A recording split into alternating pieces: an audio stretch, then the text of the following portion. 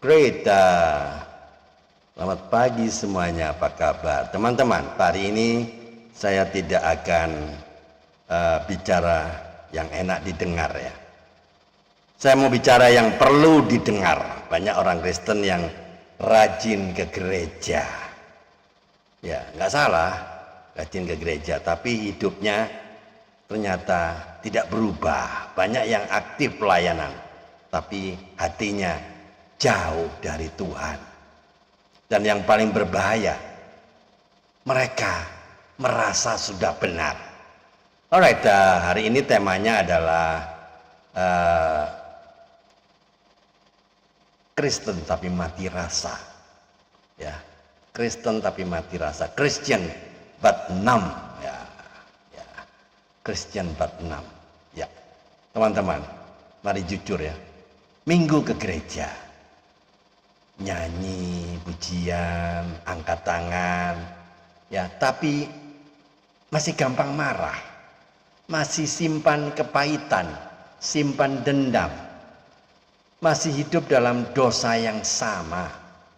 Nah, ini bukan kekristenan, ini namanya rutinitas agamawi. Yesus tidak mati di kayu salib untuk membuat kita jadi rajin ke gereja. Yesus mati di kayu salib supaya kita diubahkan, supaya karakter kita diubahkan menjadi seperti Kristus. Mari kita lihat orang Farisi ya. Mereka hafal Taurat, rajin ibadah, terlihat rohani. Tapi Yesus berkata apa? Mereka munafik, mereka hanya tampak luar benar. Saudara-saudara, teman-teman yang terkasih, ini mengerikan ya.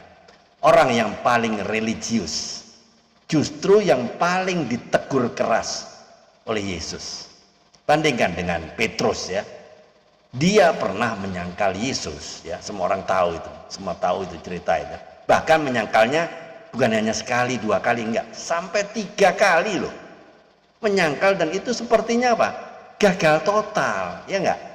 Tapi Petrus menangis, dia bertobat dan hidupnya diubahkan dan akhirnya dipakai Tuhan secara luar biasa. Jadi teman-teman bisa lihat perbedaannya ya. Orang Farisi kelihatannya benar tapi tidak berubah.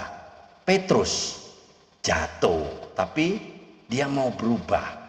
Tuhan tidak mencari orang yang sempurna.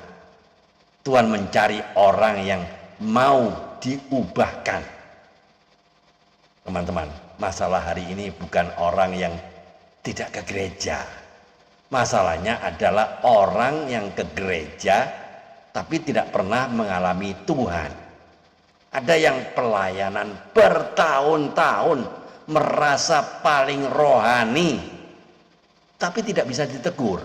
Nah, ini bukan kedewasaan. Ini tanda hati yang mulai mengeras. Jadi teman-teman, pesan moralnya, jangan puas hanya menjadi orang Kristen yang aktif, tapi jadilah orang Kristen yang di hidupnya diubahkan. Karena pada akhirnya Tuhan akan menilai seberapa sering kita, ya, tidak akan menilai. Tuhan tidak akan menilai seberapa sering kita ke gereja, tapi seberapa nyata perubahan dalam hidup kita. Kalau hari ini hidup kita masih sama dengan manusia yang lama, tidak ada perubahan hidup, hanya sekedar rutinitas agamawi, berhentilah menipu diri sendiri, mulailah kembali kepada Tuhan dengan hati yang sungguh-sungguh. Jadi teman-teman, jadi closing statementnya, kekristenan sejati bukan tentang aktivitas rohani yang kita lakukan, tapi tentang kehidupan yang benar-benar diubahkan oleh Tuhan. Jadi pertanyaannya, tolong dijawab dengan jujur pertanyaan saya. 1, apakah Anda benar-benar berubah atau hanya terlihat rohani? 2, apakah Anda mengenal Tuhan atau hanya terbiasa dengan kegiatan gereja? Teman-teman, tolong dijawab jujur dan renungkan jawabannya masing-masing ya, teman-teman. Religion can make you busy, but only relationship can change you. Agama bisa membuat Anda sibuk, tapi hanya relasi dengan Tuhan yang bisa mengubah Anda. You can be close to church, but far from God.